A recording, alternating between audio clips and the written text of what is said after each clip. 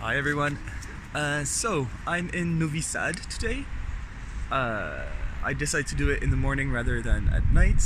I'll show you the famous clock tower. It wasn't famous to me either. Don't feel bad if you don't know it. I'll explain it later. Everything started off. No, actually, it didn't start off well. In the morning, I set off biking, and it was quite terrible. So a lot of wind. I thought wind was only for Romania, but no, it's here as well.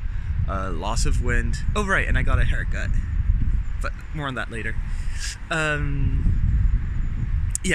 Sorry. I set off. Oh, I think I'm in a selfie. Whoops.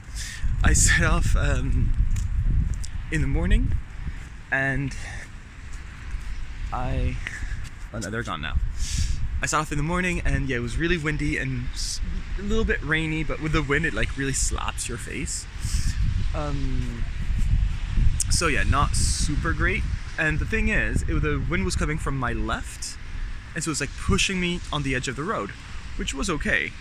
Better that than the inverse, where it pushes you towards the road. But there was one problem, which is, so there's no bike path, so I was on the edge of the road the whole time. And the thing is, when you're against the wind, you kind of lean into it, otherwise you go off track all the time. So you're kind of leaning into it, but every time a big truck comes and cuts the wind, you automatically go towards the truck, which is not great. So yeah, a lot of times I would see a big truck coming by, so either I would slow down, or I would go on the grass if there was grass next to me and just go there for a little bit until the truck passed and then go back on.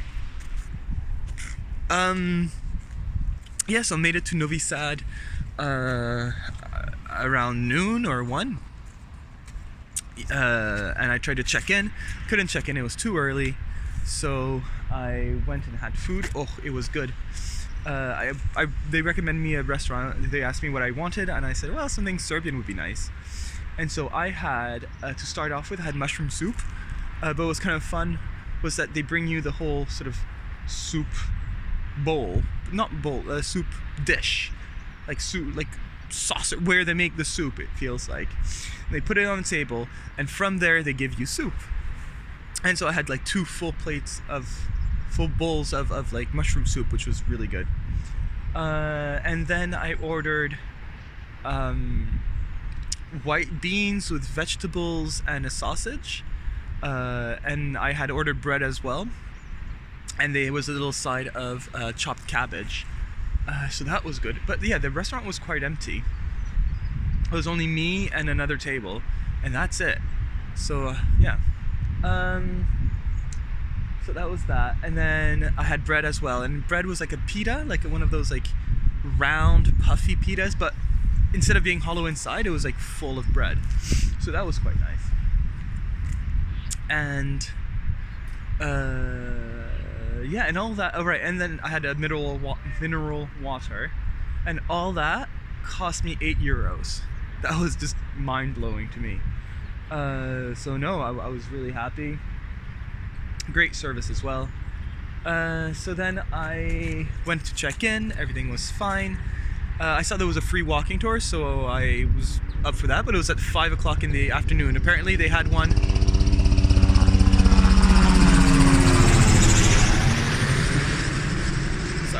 Helicopter. They had one at 10 o'clock in the morning, but apparently they canceled that because nobody shows up. So I went for the afternoon one at 5 o'clock.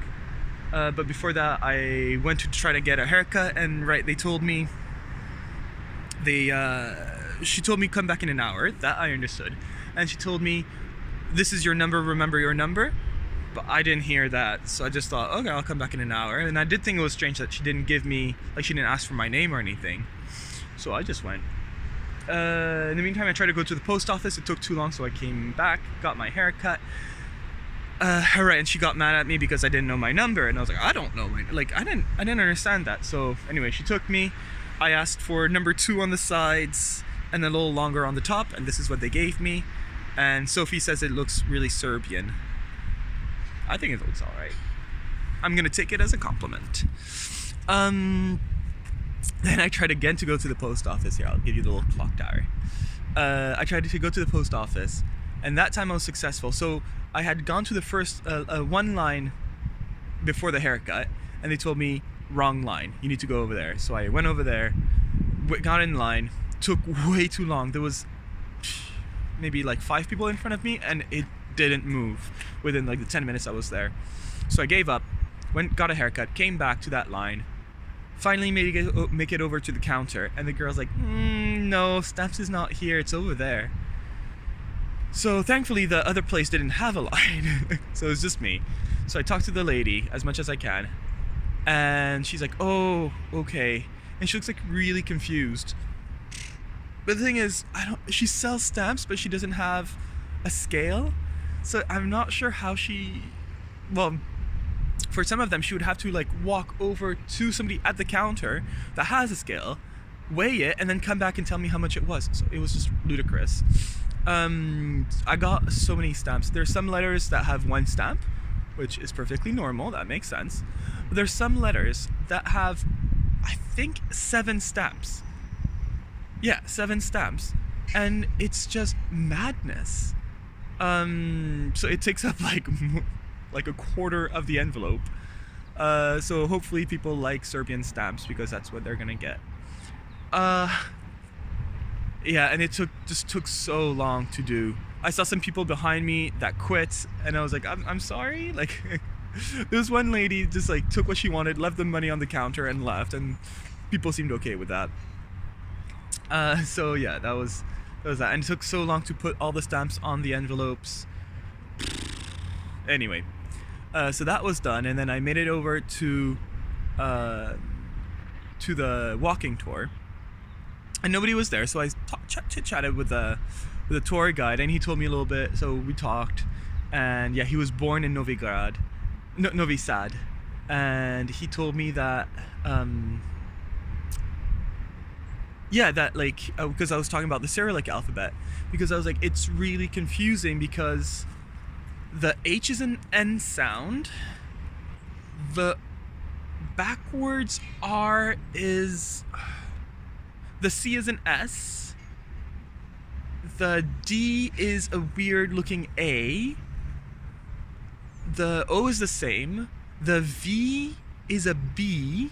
I don't know, like, I think Novi Sad, I read it as like Hobn something, like, like it like if you feel like you can read it, like, oh, I know these letters, you can sort of piece it together, but none. A lot of the letters aren't the same sounds, and so yeah, it's just.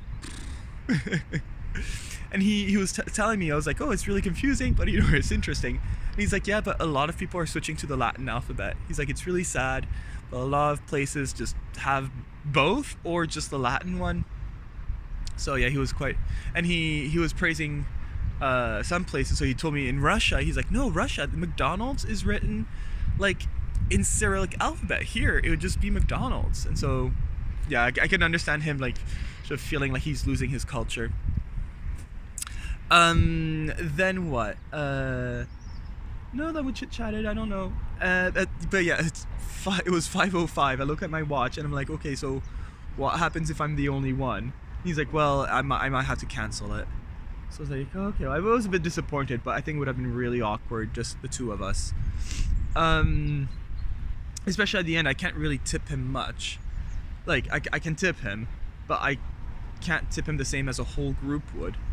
So yeah, I felt bad, but it is what it is. So, but he was like, and I guess he felt bad as well, because he's like, I'll tell you some things of the tour, that way like you have some information, and I'll do recommendations. So that was nice. Oh, it's starting to rain. Today's supposed to be thundering and raining the whole time. So I guess I should be happy that it hasn't rained yet. Yeah, so he told me that first it was Novi Sad, which I didn't realize. So Serbia, as a general country, it's there, but then you have Kosovo in the south, that Serbia says is not independent, and well, Kosovo says it is, and a lot of countries are supporting Kosovian independence and recognizing them, so they have an observer status at the UN. So their status as a country is like debated. But then there's the autonomous region of Vojvodina, which is here, which I didn't realize. And Novi Sad, over here, is the capital. So he's like, no, we have our parliament, we have our government, we have everything. We're an autonomous region. And it's a really young city, so it's 350,000, but 50,000 of them are students. And so he was just telling me that, yeah, like that's 1/7, 1 out of 7 people is a student. Oh, this is interesting. So it's ringing, but it doesn't feel like it should because it feels like it's 6:50. But I'll tell you more about that.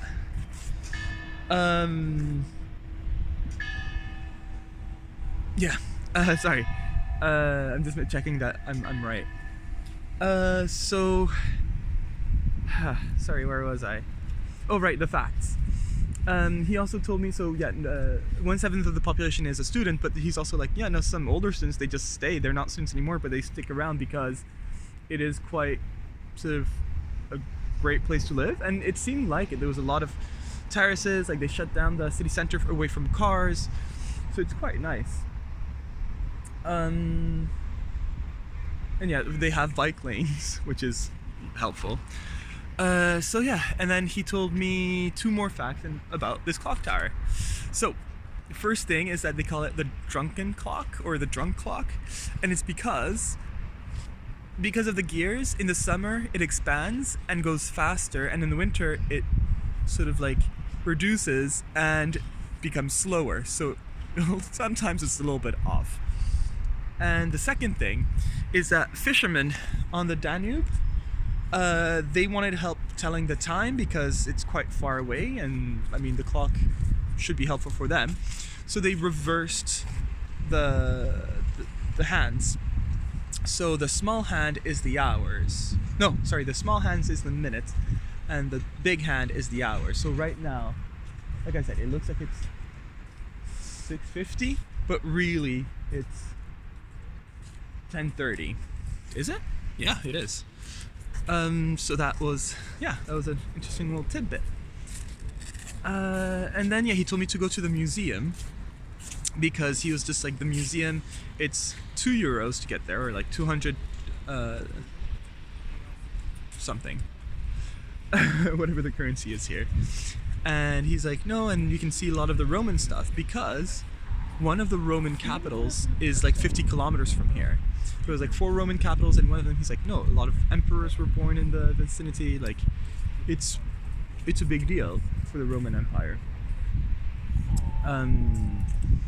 So yeah, so there was like golden helmets that were used in burials in the museum, and it was quite nicely laid out in that it was chronological. So you start from prehistory and then ended up with the Austrians, and you saw everything that happened. The only thing is that very old in its display, like it's very much look, read, look, read, look, read. Not a lot of things to do, which I think, yeah, like I said, museums now tend to stay away from that and try to do something else. What else was there? Oh yeah, but in the museum, I show up, pay my 200, and he's like, I feel like I'm bothering the guy, like I'm the only one in the museum. And then halfway through, like this couple comes in, so I could hear them really quite clearly because they were the only other people. But yeah, so not a lot to, yeah, I felt quite alone. And there's something else. No, otherwise, yeah, the museum was quite nicely laid out, but yeah, and for English, you had to like read these like little papers, but it was like a lot of paragraphs, a lot of reading. Not super interesting to sort of read the whole time. Yeah, and after the city museum, I just went back to the hostel. Half of the beds are empty, so there was where I'm in a room with 8 beds, and yeah, half of them were empty. And I just had a chilled out evening. And yeah, today I'm going to Belgrade and Jen is gonna meet me there tomorrow morning, so I'm quite excited. And yeah, today's supposed to be really rainy and thundery even. But right now it's not looking too bad, so I'm quite happy about that. So I'm just gonna visit here and then be on my way. Oh right, and the fortress. Sorry, so there is the clock tower, but I'm also in a fortress. And the fortress, it was made apparently by the Austrians. Like, it started a while back with the Romans, but like it was really like finalized by the Austrians, and it's the second largest fortification. But that's what the tour guide said. I couldn't find any proof of that. And yeah, and Vauban, which is like the architect that did a lot of fortifications in France, apparently had a hand in here to help out. That's about it for today, and for yesterday. And yeah, hope you like my Serbian haircut. All right, bye.